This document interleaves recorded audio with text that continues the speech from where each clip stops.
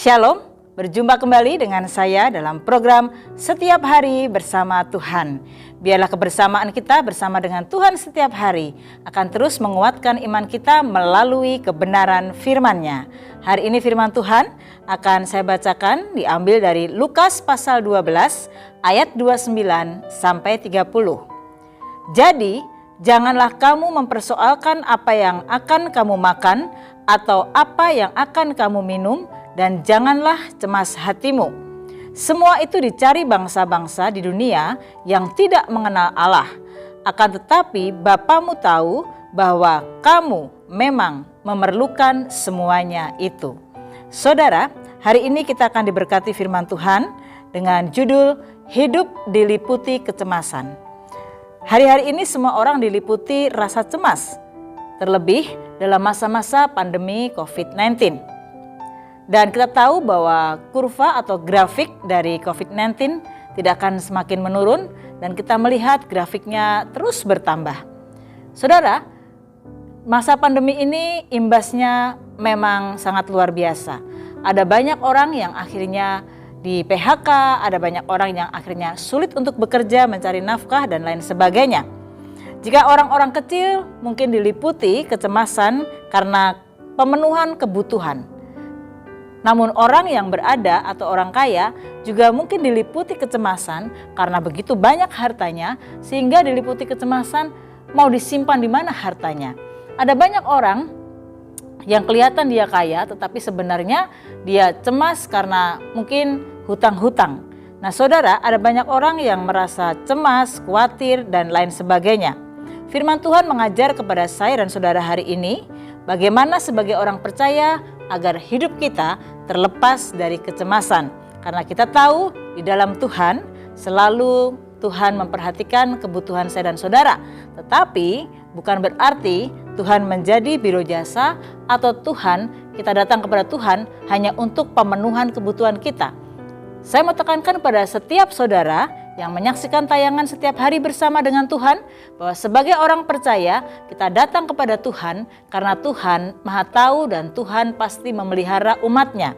Namun bukan kita datang kepada Tuhan menuntut, mengklaim bahwa Tuhan harus tahu apa yang aku butuhkan dan kita datang kepada Tuhan hanya untuk kebutuhan kita saja. Hari ini saudara, hidup dipenuhi dengan kecemasan sehingga ada banyak orang Kristen yang kelihatannya bisa beribadah, tapi sebenarnya hidupnya dipenuhi dengan kecemasan.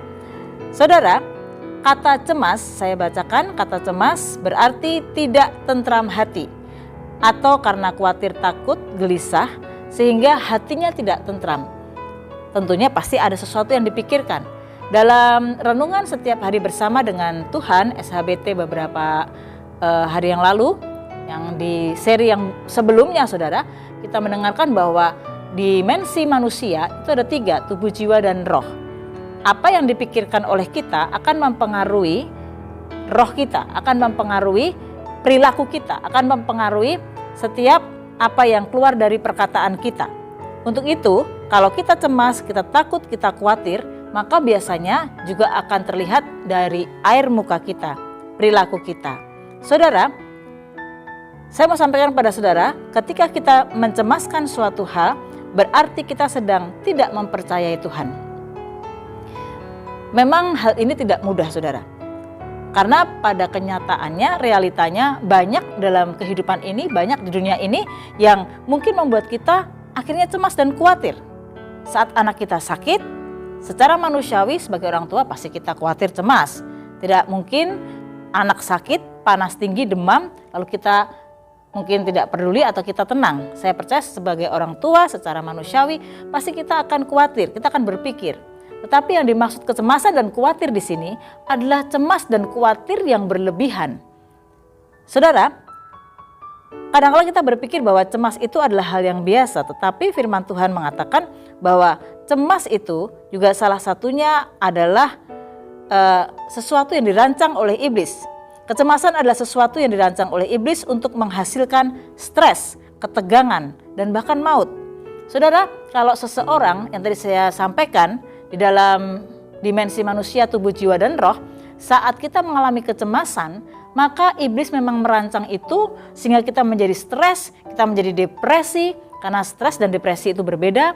Ya, depresi semakin tingkat tinggi, akhirnya kalau kita sudah cemas, depresi, stres, hati kita menjadi murung dan akhirnya kita akan sakit, bahkan akan menuju kepada maut.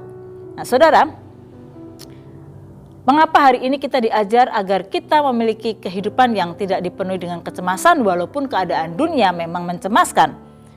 Yang pertama, saudara, kita akan belajar bahwa kita tidak cemas karena kita memiliki Tuhan yang hidup. Maka saudara, sebagai orang percaya, kita harus sadar, kita harus mengakui, kita harus bukan hanya mengetahui, tapi betul-betul kita meyakini bahwa Tuhan yang saudara sembah di dalam nama Tuhan Yesus Kristus adalah Tuhan yang hidup. Tuhan yang hidup artinya, mungkin kita tidak bisa melihat Tuhan dengan mata jasmani kita. Kita tidak bisa melihat Tuhan, bahkan menyentuh Tuhan secara real, nyata. Tapi saya mau sampaikan pada saudara, Tuhan Yesus itu hidup. Tuhan Yesus itu nyata. Tuhan Yesus itu real, ada walaupun kita tidak bisa menyentuhnya. Mengapa saudara? Karena kita tahu bahwa setiap kehidupan kita, setiap kehidupan saudara, kita semua bersentuhan dengan Tuhan. Roh Kudus ada. Tuhan Yesus naik ke surga dan memberikan penolong. Penolong itu adalah Roh Kudus. Roh Kudus kita tidak bisa melihat karena roh, tapi Roh Kudus itu diberikan kepada orang percaya dan Roh Kudus itu tinggal dalam diri setiap orang percaya. Artinya, apa yang kita rasakan, apa yang kita pikirkan, apa yang kita alami, bahkan sesuatu peristiwa pergumulan yang kita alami membuat kita mungkin memang merasa cemas, tetapi kita ingat bahwa ada Roh Kudus dalam diri kita. Setiap yang kita alami, Tuhan Yesus itu, Tuhan kita itu hidup, sebab Dia sebenarnya setiap saat berbicara kepada saya dan saudara. Setiap saat menguatkan kita. Saya percaya setiap saudara yang menyaksikan tayangan, apapun pergumulanmu, mungkin suamimu tidak setia, mungkin engkau sedang menantikan keturunan, mungkin sudah sedang terikat hutang dan punya masalah keuangan, apapun masalah saudara, saya mau sampaikan pada saudara bahwa Tuhan Yesus itu hidup. Melalui firman Tuhan, melalui peristiwa, di sana Tuhan Yesus ada dan berbicara kepada saudara. Tuhan Yesus menjaga kita. Itu yang saya maksudkan bahwa Tuhan kita adalah Tuhan yang hidup. Bukan Tuhan yang mati.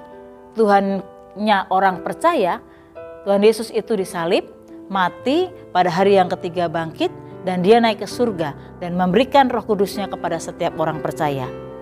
Jadi saudara, mari kita tahu kenapa kita tidak boleh hidup dalam kecemasan. Karena yang pertama, kita punya Tuhan yang hidup. Yakini itu, alami itu dalam kehidupan saudara. Yang kedua, mengapa hidup kita tidak boleh diliputi dengan kecemasan yang berlebihan sampai kita stres dan depresi saudara? Saya mau sampaikan, tadi saya sudah singgung, karena itu adalah jebakan iblis. Kalau kita bertanya, lalu bagaimana? Dalam kehidupan ini semuanya memang serba sulit, semua serba mencemaskan kita, semuanya. Masalah ekonomi, masalah COVID, masalah kriminal, masalah keadaan, semuanya. Secara otomatis mau gak mau kita jadi khawatir, kita menjadi cemas. Betul saudara? Saya mau sampaikan firman Tuhan yang berkata bahwa hari-hari bukan semakin baik, tapi hari-hari semakin jahat. Keadaan semakin tidak menentu. Kita dulu tidak pernah, tahun lalu saja saudara, tidak pernah kita berpikir bahkan mendengar yang namanya virus COVID, virus corona. Namun pada tahun ini tiba-tiba muncul. Bahkan kalau saudara ingat pada bulan Januari tanggal 1 memulai tahun 2020 sudah diwarnai dengan banjir. Saya mau sampaikan pada saudara, dalam dunia ini ada banyak peristiwa-peristiwa yang terjadi yang ada di luar dugaan kita. Dan itu mungkin kita bisa berkata, lalu bagaimana? Itulah sebabnya kita akhirnya menjadi cemas dan khawatir dengan keadaan dunia ini. Oke, itu memang alasan yang masuk akal saudara. Tapi saya mau sampaikan mengapa firman Tuhan hari ini mengatakan agar kita tidak hidup dalam kecemasan. Jangan sampai kita dijebak oleh kuasa kegelapan. Memang segalanya membuat kita khawatir. Tetapi poin yang pertama tadi, kita punya Tuhan yang hidup. Yang kedua, jangan ditipu sama iblis. Iblis berusaha untuk menjebak kita, untuk membuat kita menjadi lemah. Walaupun saudara, saya mau sampaikan, kalau kita punya masalah, kita punya pergumulan, saya sering katakan biasanya terjadi dua hal.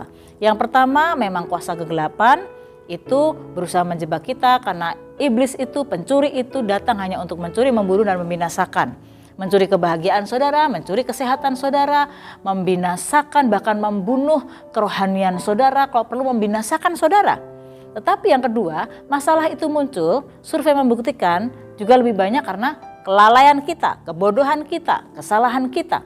Kita tidak bisa menjaga kesehatan, kita tidak bisa memanage keuangan, kita mungkin banyak kesalahan, sehingga dengan kesalahan kita akhirnya kita terjebak dalam suatu masalah, saudara. Apapun itu, iblis berusaha memanfaatkan keadaan untuk menjerat kita, menjebak kita agar kita terpuruk, bahkan kita betul-betul terjerumus di dalamnya semakin dalam. Dan kita lupa bahwa kita adalah orang-orang percaya yang diberikan kuasa. Mari kita mau belajar saudara dalam poin yang kedua ini, jangan sampai kita terjebak dan kita ditipu oleh kuasa kegelapan. Sebab saudara apapun yang saudara alami, saya mau katakan, kalau memang kita punya masalah pergumulan karena kesalahan kita, yang pertama mari kita bertobat minta ampun di hadapan Tuhan.